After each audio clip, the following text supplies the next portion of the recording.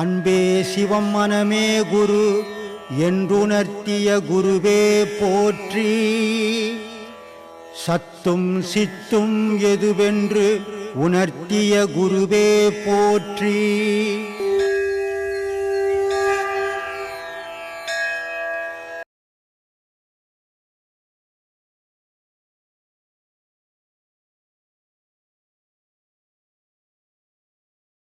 சித்தம்னா முதல்ல என்னன்னு தெரிஞ்சுக்கணுமா? சித்தம் இல்லாதவன் உலகத்தில் ஒருத்தம் கூட கிடையாது. புழு பூச்சி கூட சித்தம் இருக்குது. சித்தம் இல்லைன்னா ஒரு செயலும் செய்ய முடியாது. அப்போ சித்தம்னா என்ன அப்படின்னா அறிவுன்னு அர்த்தம். இந்த அறிவு சிற்றறிவு பேரறிவு ரெண்டு அறிவு இருக்குது. மனசோடு இருக்குது ஒரு சித்தம். சித்தம் புத்தி அகங்காரம் மனம் பண்ணிட்டு இருக்குது ஒரு அறிவு. அந்த மனசோடு இருக்கிற அறிவு சிற்றின்பத்தையே நாடும். ஆனால் ஆன்மாவோட ஒரு அறிவு இருக்குது, அது பேரறிவு. அந்த பேரறிவாகப்பட்டது இறைவனியே நாடும். அப்போது அந்த இறைவனியே நாடின பேரறிவில் வாழ்ந்தவன் தான் சித்தர்கள். ஆனால் சாதாரண மனுஷனுக்கு சித்தம் இருக்குது, மனம் கூட இருக்கிற சித்தம் இருக்குது, ஆன்மா கூட இருக்கிற சித்தம் இல்லை. ஏன்னா ஆன்மாவை இவனால் அறிய முடியாது. ஆசையில் வாழற மனிதனால் ஆன்மாவை அறிய முடியாது. ஆசையை எவன் ஒருத்த அழிக்கிறானோ அவனுக்கு தான் ஆன்மாவை அறிய முடியும். இது பட்டினத்தை ராமகிருஷ்ண பரமஹம்சர் ஒரு அழகான ஒரு கதை சொல்லுவார். முதல்ல நீ சென்னையை சுற்றி பார்க்கணுன்னு சுற்றி பார்க்கணுன்னு வரும்போது நீ முதல்ல உன் லக்கேஜ் எல்லாம் வைக்கிறதுக்கு ஒரு ரூமை எடுது. அது ரூமில் லக்கேஜ் எல்லாம் போட்டுட்டு அப்புறம் போய் சுற்றி வைப்பார். பார்த்துட்டு வந்தீங்கன்னா ராத்திரியில் தங்கத்துக்கு உனக்கு ரூம் கிடைக்கும். ஆனால் லக்கேஜ் எல்லாம் மாட்டிக்கின்னு நீ சென்னையை சுற்றி பாட்டினாக்கா ராத்திரி தங்கறதுக்கு உனக்கு இடம் இல்லாமல் போயிடும். அந்த மாதிரி முதல்ல மனிதனாகப்பட்டவன் கடவுளை அறிஞ்சிடும். கடவுளை அறிஞ்சிட்ட பிறகு இந்த உலகத்து விஷயத்தில் நீ ஈடுபட்டினா கூட இந்த உலகம் உன்னை பிடிக்காது. அப்படிப்பட்ட வழியை நீ தேர்ந்தெடுத்து அதில் பயணம் பண்ணணுவர். அந்த மாதிரி சித்தம்ன்றது ரெண்டு சித்தம் இருக்குது. ஆன்மாவோட ஒரு சித்தம் இருக்குது, அது பேரறிவுன்னு அர்த்தம். மனசோட ஒரு சித்தம் இருக்குது, அது சிற்றறிவுன்னு அர்த்தம். சிற்றின்பம் பேரின்பம் ரெண்டு இன்பங்கள் இருக்குது. அதே மாதிரி எல்லாமே ரெண்டு ரெண்டாகவே இருக்குது. அப்போ நீ எந்த சித்தத்தை கேட்குற? நான் கேட்குறது சித்தம் சித்தர்கள் அவர்கள் எப்படி இருப்பாங்க? ஆரவாரத்தோடு இருப்பாங்களா? சித்தர்கள் என்றவன் எந்த வித ஆரவாரமும் எந்த ஒரு மனிதனோடும் உறவாட மாட்டான். அவங்களை எப்படி அடையாளம் கண்டுபிடிக்கிறது? நீ ஏன் அடையாளம் அவனை எங்கேருந்து கண்டுபிடிக்கிறது? அவனை அறிவோட வாழறன்னு வச்சு அவனை எங்கே நீ கண்டுபிடிக்கிறது? மனசோட வாழறவனை தான் உன்னால் கண்டுபிடிக்க முடியும். மனமற்று வாழறவனை மனிதனால் கண்டுபிடிக்க முடியாது. ஆனால் மனிதனை அவன் கண்டுபிடிக்க முடியும்.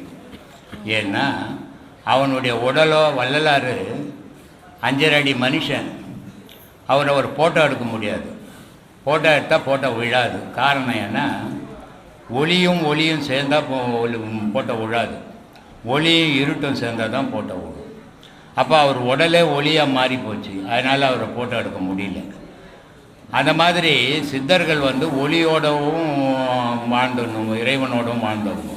அவங்கள சராசரி மனிதனால் அடையாளம் கண்டுபிடிக்கவே முடியாது. அப்படி மனிதன் அடையாளம் கண்டுபிடினா மனிதனை தான் கண்டுபிடிக்க முடியுமே தவிர மகான்களை கண்டுபிடிக்கிறது கஷ்டம். மகான்கள் என்றவன் ஞானிகள் என்றவன் உலகத்தோட உறவாடி உலக மக்களுக்கு எவ்வளோ நன்மையை சொல்ல முடியும், செய்ய முடியுமோ செய்வோம். ஆனால் சித்தர்கள் மனிதனோட உறவாடுறது கிடையாது. அவங்க மனிதனை விட்டு விலகி வாழ்ந்தாங்க, இறைவனோட வாழ்ந்தாங்க. அவங்கள அறிய முடியாது. நிறைய பேர் கற்பனையில் சொல்கிறாங்க, நான் அந்த சித்தரை பார்த்தேன், எந்த சித்தரையும் அவனாலையும் பார்க்க முடியாது. சும்மானா போய் ஒன்றா சொல்லின்னுக்கலாம். சித்தர்கள் இந்த மனிதன் சட்டம் பண்ணுறதே கிடையாது. இந்த மனிதனுடைய சாவகாசமே அவன் வச்சுக்கிறது கிடையாது. அதனால் சித்தர்களை அறிய முடியாது. மகான்களே எந்தவித ஆடம்பரமும் இல்லாமல் இருந்தால்தான் மகான்கள்.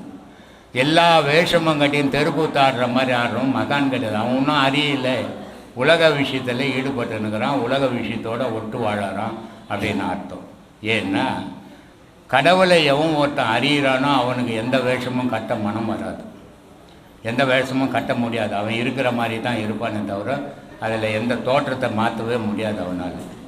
ஆனால் கடவுளை அறியாதவன் பல தோற்றங்களை மாற்றிக்கலாம். அப்போவே தெரிஞ்சுக்கலாம் இவன் இன்னும் கடவுளை அறியலை, அறியாதாலே இந்த வேஷமெல்லாம் கட்டுறான் அப்படின்னு தெரிஞ்சுக்கலாம். இதெல்லாம் சில அடையாளங்கள்மா. வணக்கம் சாமி. அனைவருக்கும் ஆத்ம வணக்கம்.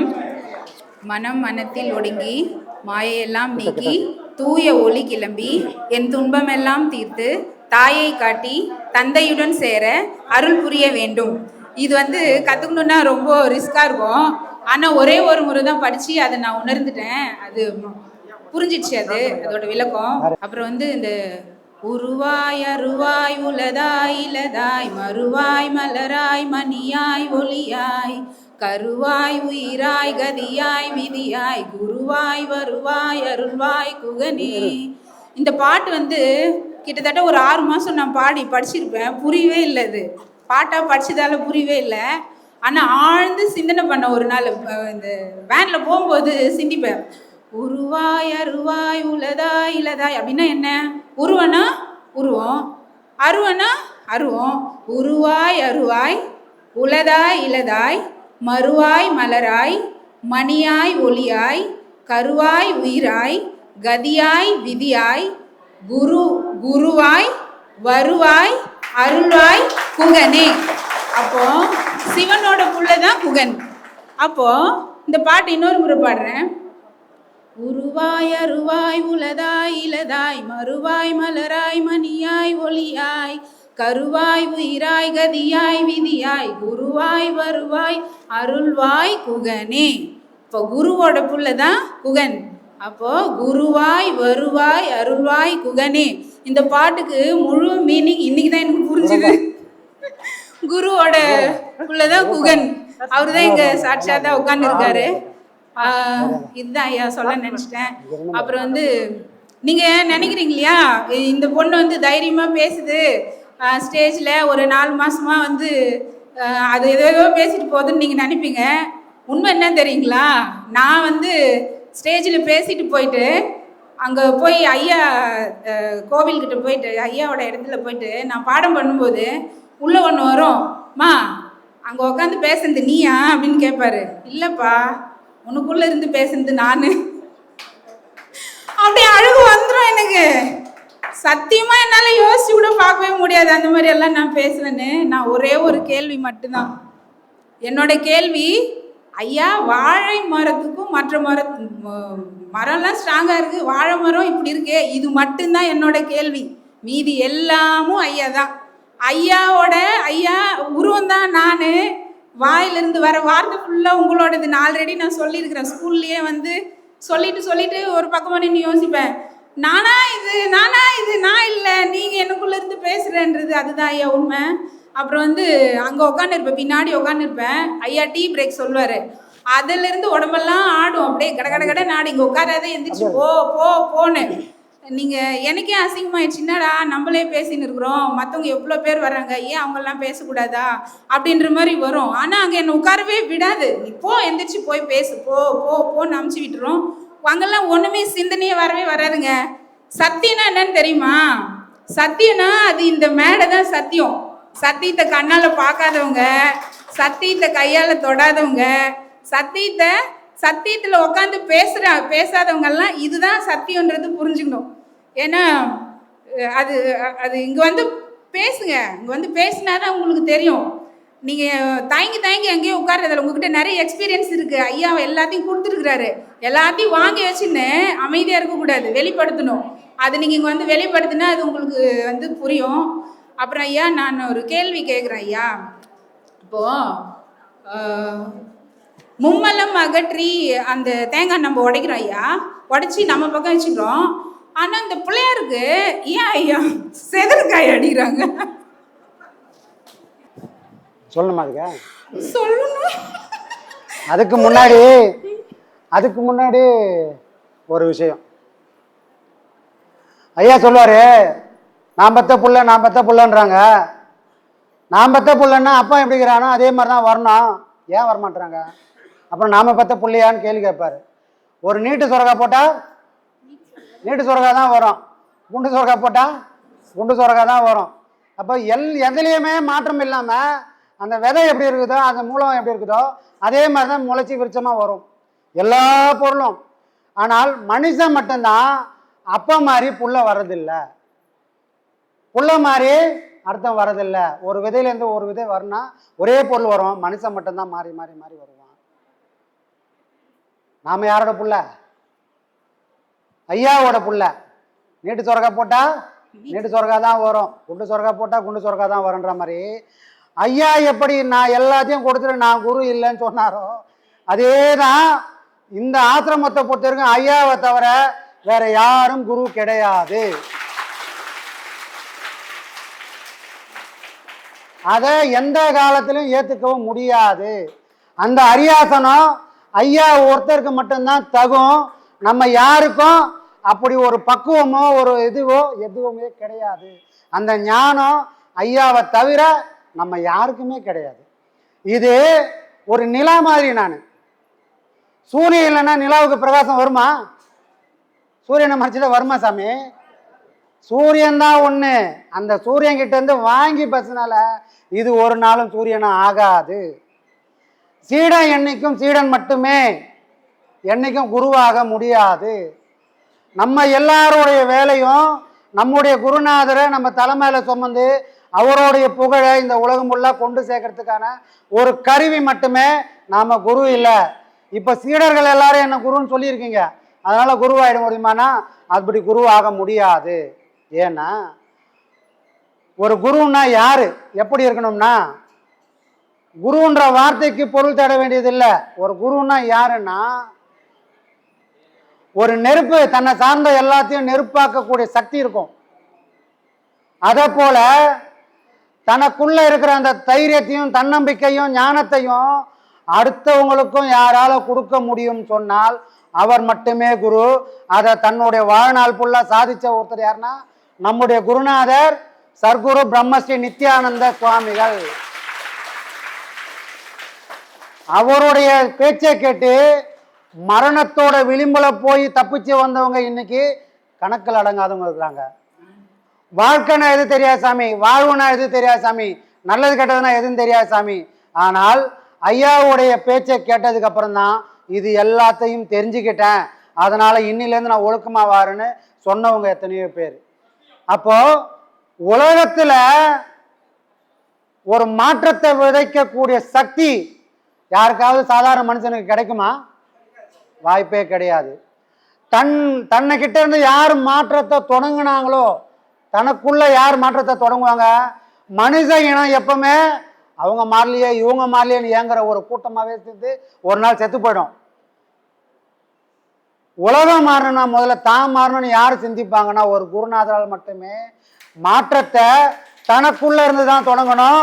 மாற்றம் வெளியே இருந்து வராதுன்னு யார் நம்புவானா? உண்மையான ஒரு குருநாதர் மட்டுமே நம்புவாங்க.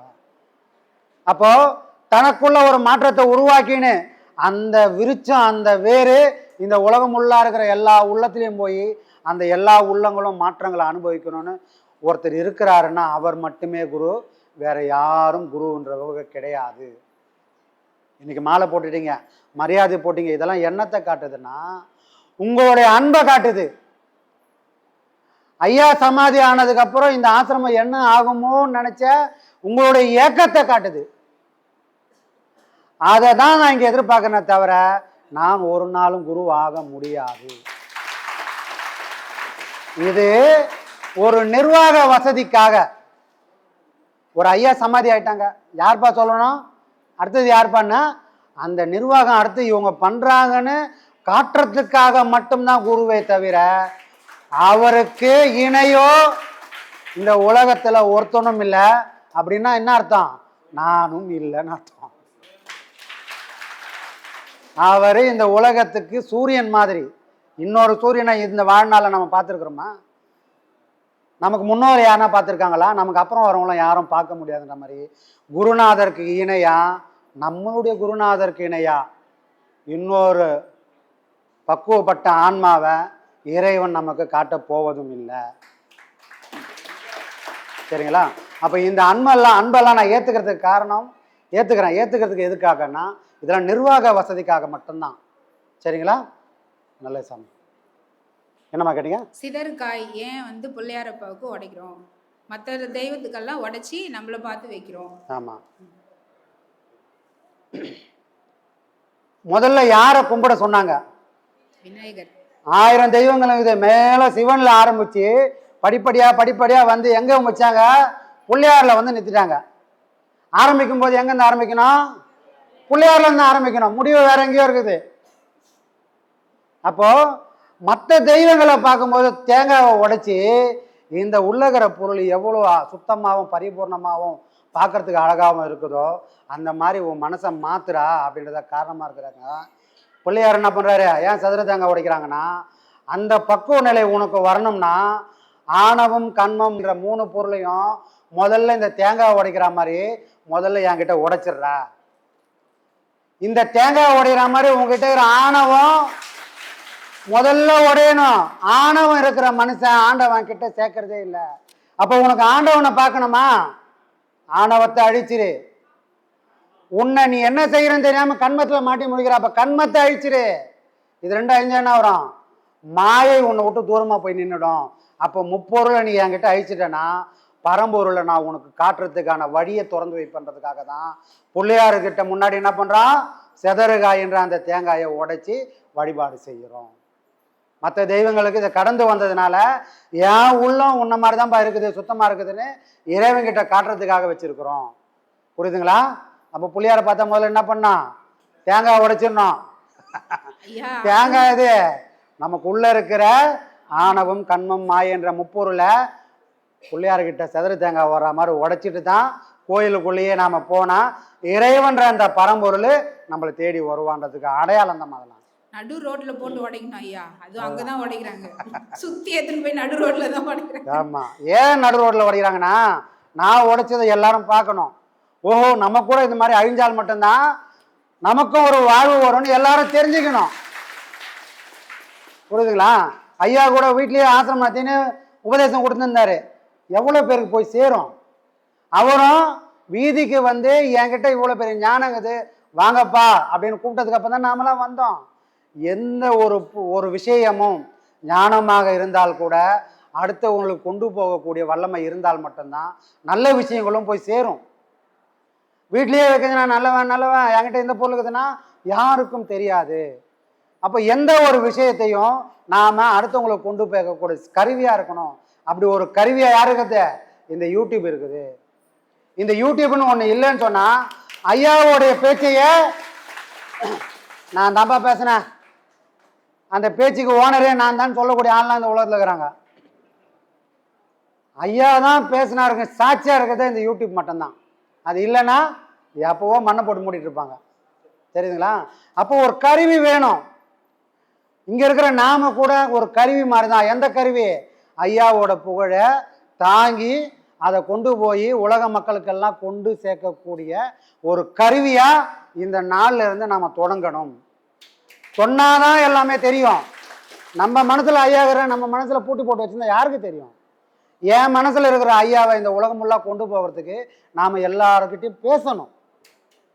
பக்தியில் ஒருத்தர் இருக்கிறாங்க, அங்கே ஒரு கோயிலுக்கு போய் வேண்டிக்கிறாங்க. வேண்டவொன்னு ஒரு விஷயம் பழிச்சிடுது. பழிச்ச உடனே என்ன சொல்லுவாங்க? ஊர் ஃபுல்லாக போய் சொல்லுவாங்க, சாமி அந்த கோயிலுக்கு போன உடனே எனக்கு நல்லது நடந்துச்சு, நான் நல்லா இருக்கிறேன்னு எல்லாருக்கிட்டையும் யோசிக்காமல் சொல்லிக்கினே இருப்பாங்க. அதை கேட்டு எல்லாரும் போவாங்க. இவ்வளோ பெரிய நல்ல விஷயமே உண்மையாக பாடலாம் வாங்குறமே, எந்த சீடனாவது அடுத்தவங்களை கூப்பிட்டு அங்கே ஐயா இருக்கிறாரு வாங்கன்னு யாராவது கூப்பிட்டீங்க? பக்தன் மட்டுமே உலகம் ஃபுல்லாக இருக்கிற கூட்டத்தை கூப்பிட்டு வருவான். சீடன் மனசே வராது. என் குரு எனக்குள்ளே வச்சுக்கின்னு தாப்பால் போட்டு வச்சுருவாங்க, யாரும் பார்க்கக்கூடாதுன்னு. குரு பக்தி வேணும். அதுக்கு தான் நான் சொல்றது, முதல்ல இருந்தே சொல்லிட்டு இருக்குது, குரு பக்தி வேணும். குரு பக்தி இருந்தா குருவை எல்லாரும் உலகறிய செய்யறதுக்கான ஒரு கருவியா இந்த சீடர் கூட்டம் இருக்குதுன்றத அவங்க தெரியப்படுத்தணும். ஞானத்தையும் குருவையும் கொண்டு போனால் மட்டும்தான் எல்லாருக்கும் தெரியும். அப்படி ஒரு கருவியை தான் நம்ம குரு பூஜையை கொண்டாடுறோம். நாம் ஏதோ எடுத்தங்கவுத்தம் நம்ம எதையுமே செய்கிற கூட்டம் கிடையாது நாம் யாரும். சரிங்களா? அப்போ எதையுமே சொல்லுங்க. இன்னில இருந்தாவது என் குருநாதர் போலிவாக்கத்தில் பிரம்மசூத்திர கூட ஆசிரமத்தில் ஜீவசமாதி அடைஞ்சிருக்கிறாருன்னு கம்பீரமாக சொல்லணும். புரியுதுங்களா? அப்படி சொன்னாதான் இந்த உலகம் ஃபுல்லாக தெரியும்.